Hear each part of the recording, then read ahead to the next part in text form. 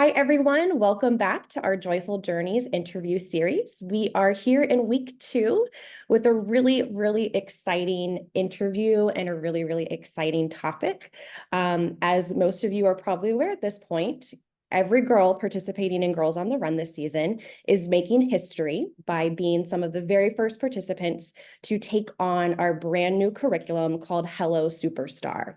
So if you're not familiar, Hello Superstar is a brand new version of our Girls on the Run curriculum that we are launching nationwide and internationally for the very first time ever. We're super excited that our girls here in Northern Virginia are making history.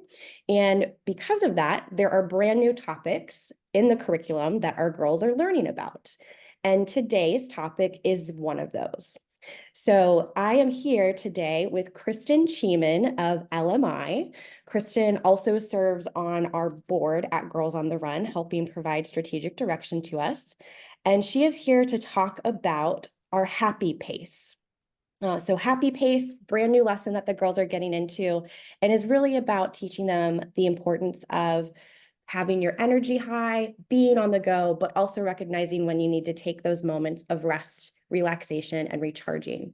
So Kristen also has a background in health and wellness, in addition to her expertise that she lends us at Girls on the Run through our board.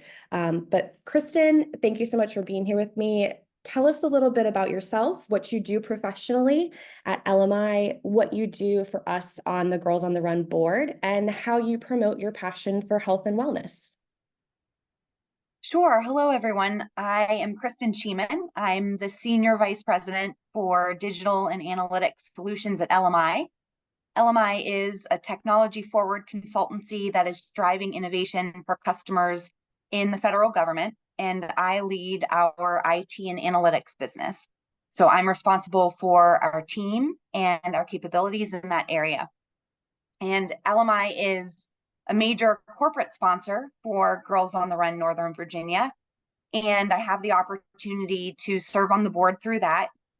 As a board member, my role is to help direct the strategy for growth and funding and diversity and find new ways to reach even more girls in Northern Virginia. To answer your question about my own passion for health and wellness, I try to do 3 things every single day.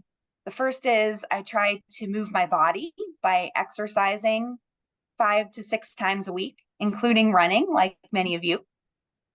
Second, I try to learn something new every day to exercise my mind.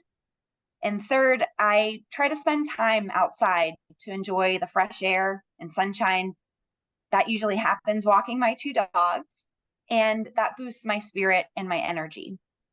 And to promote my passion for health and wellness, I like to share it with others. So I do that through teaching yoga.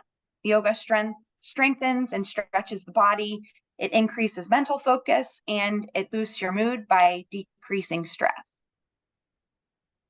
Awesome. I'm a fellow yoga practitioner as well, and I love all the benefits that it gives me and how it has a real mind-body connection. And so does running, right? When we do any exercise, the intentionality of linking our thoughts and our mental health to our physical health just kind of happens naturally. And that's happening this week at Girls on the Run, with how the girls are learning about their happy pace. And how their happy pace relates to not just running. We all know the concept of pacing ourselves when we run, but they're also exploring how they can't always go as fast as possible, and that those periods of rest are necessary to be healthy in both ways, right? That physical health portion and that mental wellness portion. So can you share with us why you believe it's important to find that balance in our lives and take time to rest and recharge?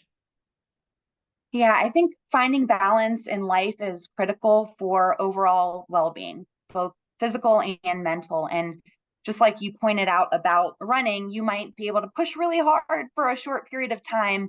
But if you do that for too long without taking a break, you get exhausted. It might lead to burnout. You might be injured. And those same principles apply to life. Hard work and rest are equally important for long-term and sustainable success and happiness. So taking the time to rest allows us to recharge our batteries and think about things from different perspectives that we don't have time to think about when we're moving very quickly, and even approach challenges with renewed energy and clarity. It's about finding that happy pace where we can operate at our best. Yeah, I totally love that. And I love that you kind of linked another really critical skill that Girls on the Run teaches. It's that intentional decision making. When you aren't going as fast as possible, when you are at your happy pace, you have that time to take and reflect. And like you said, see things from a different perspective. So it ties into so many critical life skills that the girls learn at Girls on the Run that, it's not just about finding your happy pace, it's understanding that your happy pace and when you're in stride, so to speak, both running and in life, all of the other critical skills kind of fall into place that help us make us the best version of ourselves. So I absolutely love that you kind of were making the link there as well. So with that being said, the girls are learning about this from their coaches this week. But we know that there are so many other adults in these girls' lives, their parents, their caregivers, teachers. And I think it's really important that even if we're not a parent, I'm an auntie, but I want to always make sure I'm doing the best for the kiddos in my life and modeling that. So what advice would you give to the adults in children's lives to model the importance of finding that happy pace? Yeah, children often emulate what they see. So it's essential for each and every one of us as adults to lead by example. And that goes for parents and friends and caregivers, really anyone who's interacting with kiddos. I thought of a couple of examples. The first is prioritizing your own self-care and demonstrating the value of rest and relaxation for yourself so that that can be observed. That could look like a spa day at home, or going out into the woods and going for a hike and enjoying the sounds in the woods. Another example is setting boundaries around work and school and extracurricular activities to make sure that there's a dedicated time set aside for rest and dedicated time for quality family time. And maybe that looks like having a set bedtime every night, or a dedicated day of the week that is family movie or game night. And then lastly, I think it's important to emphasize the significance of hobbies, downtime, and activities that bring joy.